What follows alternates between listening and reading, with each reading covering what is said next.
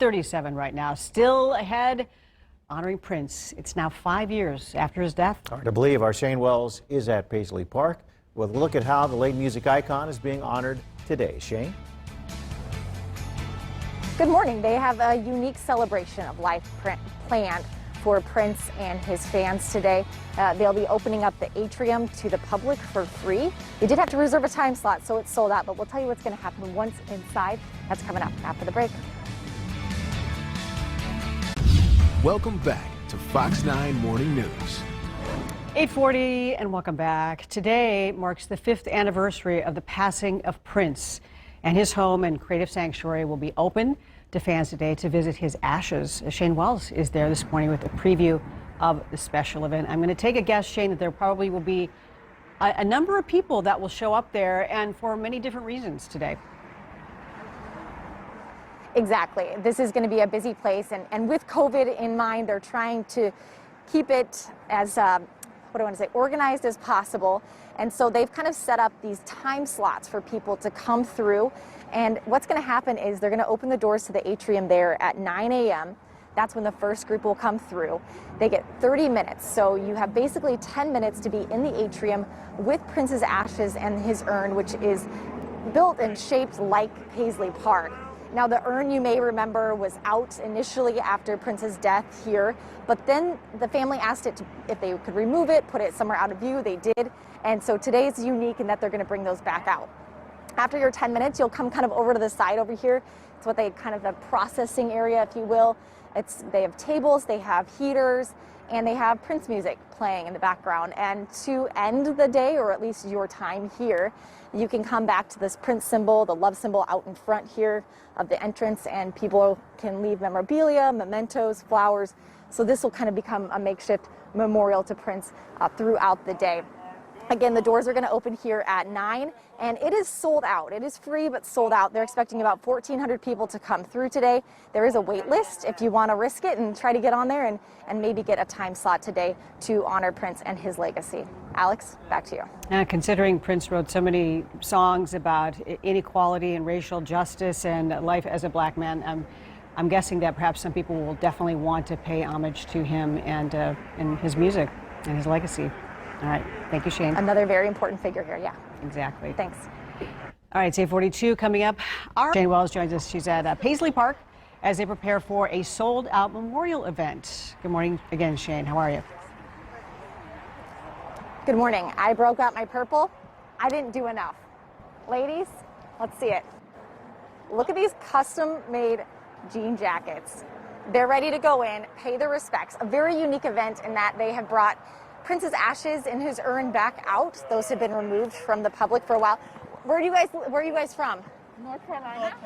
And Colorado. Denver, Colorado. Oh my goodness, that's a trek. Why did you want to come today? Oh, to honor. Yeah. To honor and respect the legend, the man. Yeah, you have he to. Gave us so much. You have to. It's the 5th anniversary, and with everything that the world has been through lately, we got to be here because this is what he does. He brings people together, and that's what we have to do. Yes. You're home. We're home. This is home. That he made a playground for us to play in. This is our home. Yeah. When you guys go in, what do you want to feel or to let him know? We're going to feel it. We're going to feel it. I already felt it driving here, you know. I always love to walk in and say, honey, I'm home. So, you can feel his presence. His presence is really strong to here. To walk in the path that he walked in, you know, to play at the place that he made for us. Yeah, especially today, of all days, you know. The day he should not have been alone. Yeah, We're here to support him. 5 years later, how do you reflect back on him, his legacy? Oh man, that's a deep question. Isn't it? It's a deep question because he's not gone to us. That music keeps him alive. He's still here. He's still here, just another form of him, but he's still here. Exactly. Absolutely. You know? Thank you for making the journey here. Thank you so much. You guys look amazing. Thank you. Love you, Prince. Oh, see, we got one more too, real quick. Okay, you made a trek too. Where are you from? I came from Los Angeles with my friend Inga. Come say hi. And I wanted to show off my custom-made T-shirt. I'm representing for LA today. Los Angeles Loves You with a few of my favorite songs. And then let me turn around and let you show the back. Okay, yep, we got to see it. Oh, awesome. Wow. So you came all the way from LA? Yes. I was here in 2016. Okay. When he died, I came immediately and to put out my purple roses and everything. We've been loving Prince since we've been 13 years old. We met him.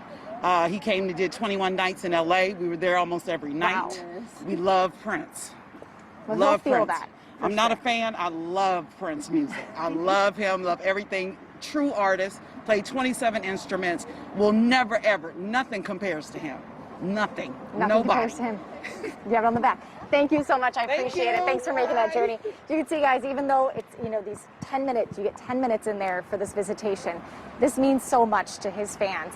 And they are coming from all over the country to have that 10 minutes in his presence for this visitation that's just happening today, 9 a.m. to 9 p.m. It is sold out. 1,400 people are expected to come through today. Oh, props to those ladies. I love the, the homemade T-shirts. T-shirts and the jackets, and amazing, right? they thought ahead. Well done. They did. Very well done. That's awesome. All right, remember the life and legacy of Prince. After the break, we're talking with an expert on the Purple One, sharing new details, including what it took to craft Prince's one-of-a-kind guitars. Stay tuned. Fox 9 Morning Buzz is coming right back.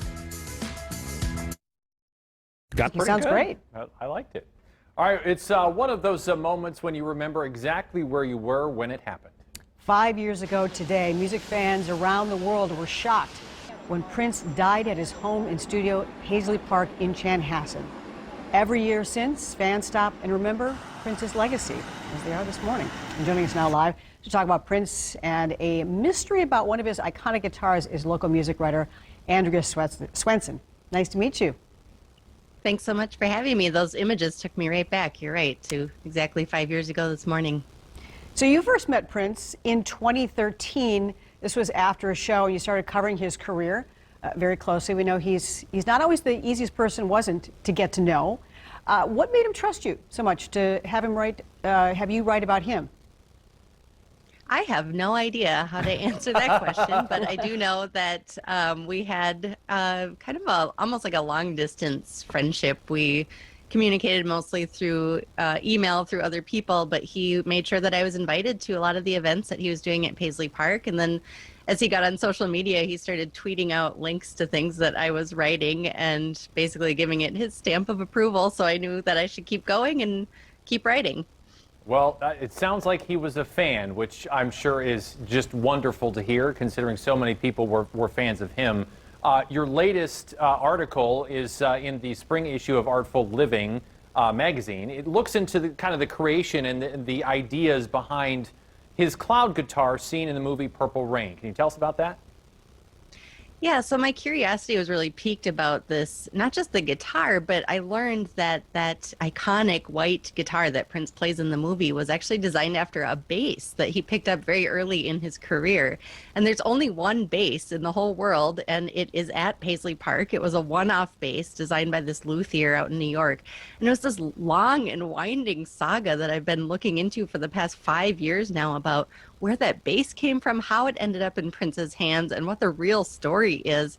And my article ended up being kind of an essay meditating on what it means to try to tell stories about Prince. Who knows the truth? Who can you trust? Who actually knew him?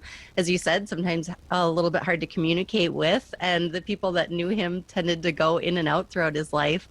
And my essay turned into basically a love letter to Prince's early bandmate and childhood best friend, Andre Simone, who actually was drawn to that bass and who Prince bought it for so that he could play it on tour as they were touring together very early in their career. And I think it's so special that he held on to it all these years and that it was still in his possession when he passed away. And you said you were really going after finding that guitar, and you met the man, the local man, who built that guitar. Is there any little nugget that you discovered in the process? Well, the interesting thing is that the very first guitar that you see in Purple Rain is now at the Smithsonian, and the Smithsonian actually didn't even know that they had the original one until very recently. They actually did a CT scan of it so that you could see the interior of the guitar and determine that this was the guitar built by Dave Roussan back in 1983 at a little guitar shop called Newt Coupe Music in uptown Minneapolis. That's fascinating. I didn't know they could do that with a CT scan. It's interesting. Obviously, the cloud guitar is fascinating. There's so many, fascinating stories and little nuggets about Prince that we've a lot of people knew beforehand, but a lot of us now know afterwards. Are there things over the years that you've learned, try to think of one or two small little nuggets, I suppose, that you've learned that kind of shocked you the most or surprised you the most about Prince? I think it's that he always stayed so committed to Minneapolis, and that has really emerged as a through line throughout his life of the work that he was doing, sometimes secretly behind the scenes, giving money to organizations in Minneapolis, specifically in North Minneapolis, where he came up. He was always on the lookout for people that he could help, who he could support financially or with his public support. And he just stayed so committed to his own hometown. It meant so much to him. And you think about, you know, when he passed away, all of a sudden we see the Eiffel Tower is purple, the Big Ben is purple, but he really considered Minnesota his home, and we loved him so much here. And I think that love has grown, and that mutual respect between Prince and Minnesota has become so clear now. You can imagine if Prince were alive today, the kind of music that he would be creating in this moment in our history here in Minnesota. All right. Well, the cool thing is that there's a new record on the way that they're releasing from Prince's vault. It comes out in July. It's called Welcome to America. He recorded it in 2010, but it sounds like it was made right now. It's very relevant. All right. Wow, we can't wait for it. Andrea Swenson, thanks so much for joining us this morning and talking about Prince. Anytime. Thank you. You can read Andrea's latest article on Prince